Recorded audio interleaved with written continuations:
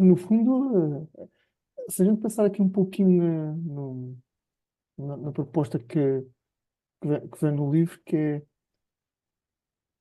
teoricamente, grande parte das aplicações tem mais demanda de leitura do que escrito, vá. E isso acaba por ser um fato, se calhar, importante que nós temos que, se calhar, levar em conta, é, se calhar existe, e isto é um número que não é bastante certo, é uma relação de 10 para 1, 15 para 1, que é leituras e escritas. E se a gente pensar, a demanda de leitura é muito superior à demanda de escrita. E se calhar, nesse sentido, acaba por os bancos, eh, os ciclos tendo o master slave e os slaves sendo proposta para leitura, acabam por, de certa forma, contornar o problema deles de ser master slave, se é que a gente considera um problema. Porquê? Os inputs, e se a gente pensar também, as operações de leitura, elas são menos exigentes do que as operações de escrita, porque as operações, vamos, e eu estou a falar aqui de um bom de ciclo, porque um bom de ciclo, como acho que até o Giovanni que falou, tem, o pesado de uma operação de escrita é manter a consistência dos dados, detectar uma chave estrangeira, se está a corromper os dados ou não, fazer o commit e tudo mais. As operações de escrita são bem mais exigentes. No entanto, as operações de leitura são muito mais frequentes, porque cada vez que a gente consulta um carrinho de compras, cada vez que a gente consulta uma newsletter, cada vez que a gente consulta qualquer coisa, isso são sempre operações de leitura.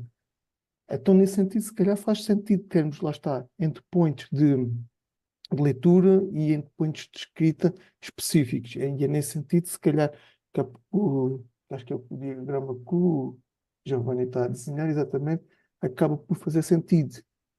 Só que lá está, mais uma vez, isto traz os trade-offs.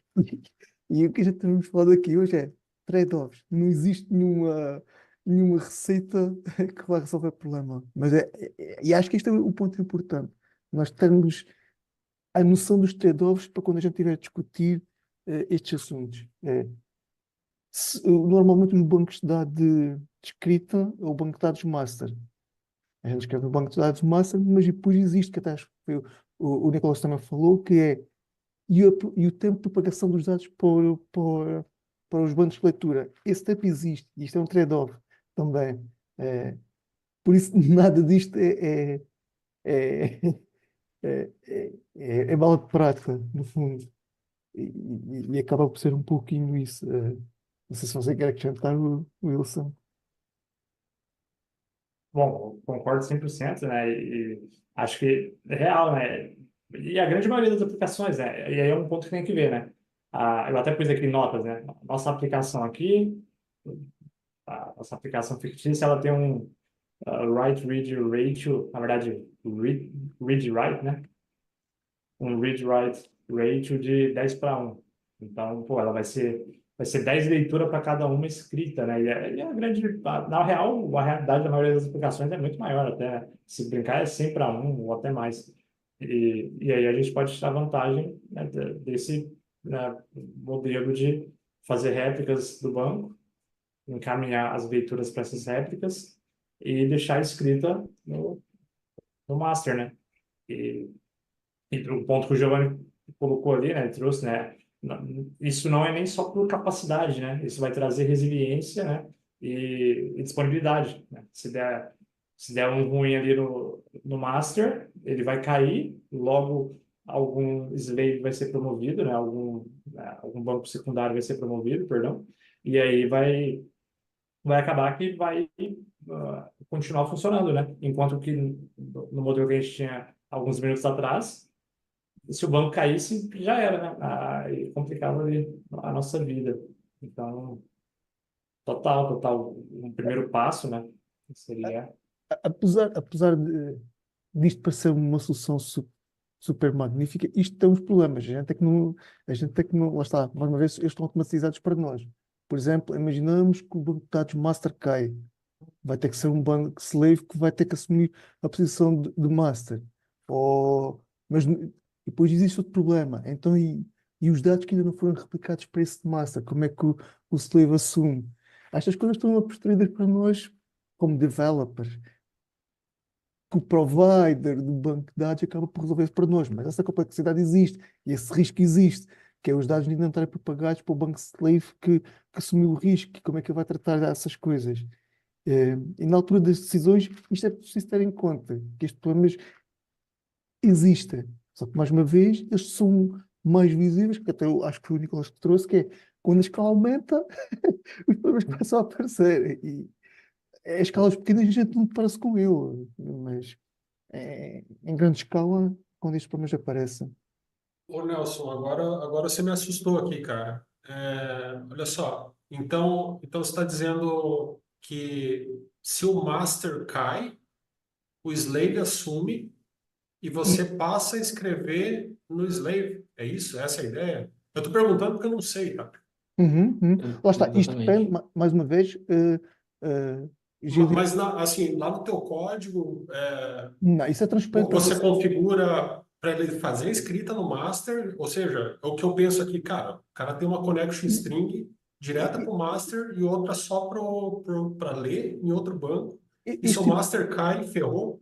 este tipo de coisa normalmente é posterior para vocês. Isto tem a ver com o engine de base de dados. E acaba Aham. por ser a posterior para você. Ok? Tem a ver com quem que é o líder. E aí entra aqueles protocolos de escolha de líder e tudo mais.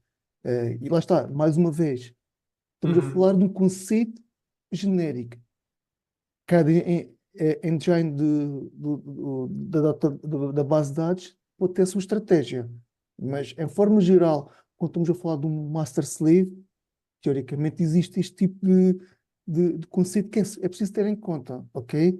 Mas normalmente, Gilberto, também é uma coisa que você quando se conecta com o seu driver, ou seja, com o seu conector, ou DB, ou seja o que for, ele apostar desta complexidade. Mas ela existe, ok? Uhum. É, Essa lógica de quando você replica o teu banco, de ter sempre o slave para leitura e o master para escrita, é tipo um padrão. Ou você simplesmente pode deixar tudo escrita e leitura no master e usar o slave só para, deu pau em um banco, o slave assume, só para isso. Existem Então, as duas arquiteturas, Juliano. Tipo, existe, porque assim, se você está usando os bancos as instâncias de leitura só para leitura e você quer usar isso na sua aplicação, de fato a sua aplicação vai ter que ter duas conexões configuradas. Uma conexão para escrita e uma conexão para leitura, Uhum, né?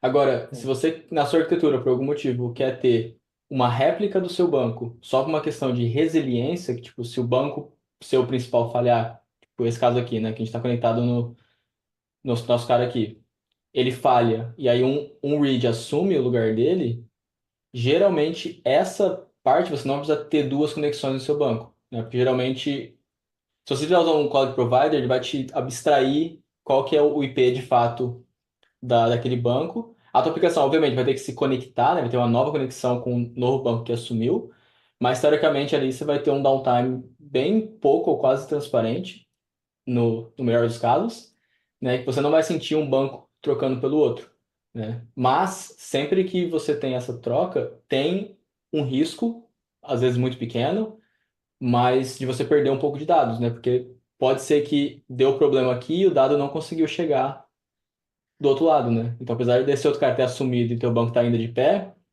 às vezes um dado que estava aqui, ele falhou de chegar do outro lado, né? Então, isso pode acontecer, é um risco, né? boa, Mas, essa de é a fato, se minha você... próxima pergunta. Uhum. É porque, Boa, igual boa. o pessoal comentou, existe um delay aqui, né? Quando você Uhum, vai de um lado para o outro, existe um delay, né?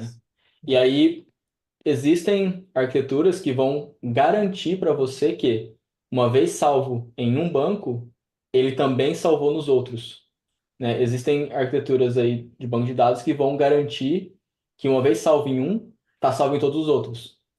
Mas aí, como você provavelmente é óbvio que para perceber, tem um overhead aí, né? Tipo, você vai ter que esperar três bancos escreverem o seu dado boa. para depois se retornar que deu tudo certo, né? Exato. Então, de novo, entre os trade-offs aí do que você tá buscando, né? Então, se você é ok em as read replica aqui serem um pouquinho atrasadas, isso o atrasado que eu falo é tipo milissegundos, Exato. geralmente, né? Tudo bem. Eu acho que para entender este conceito aqui, acaba por, se a gente está familiarizado com o conceito do cap, o teorema cap, acaba por se calhar ajudar um pouco a perceber os trade-offs que aqui está, que é impossível ter os três dos melhores mundos, que é availability, partition e, claro, o próximo, quem é que me ajuda? Consistência, né? Consistência. Consistência. Exato. Que é impossível ter os três. Nós temos que escolher, e no fundo o que é mais importante para o negócio. Mas lá está, Juliano. Estes são tipos de problemas que eles começam a aparecer é a escala. Total. E até Entendi. o ponto que você falou também, Lilian, que algum jornal já colocou, né? Mas só eu já passei por uma experiência e na própria Azure, né? Quando o master acabou dando algum problema, foi bem transparente e a gente não precisou trocar a conexão. Assim que um banco secundário assumiu, ele já pegou a conexão, já conectava nele. A mesma stream de conexão que conectava no antigo master, conectou nele, né? Ah, mas isso ali a gente só descobriu que aconteceu algo pelos logs depois, né? Mas tudo ali se resolveu tranquilinho, bem abstraído da gente.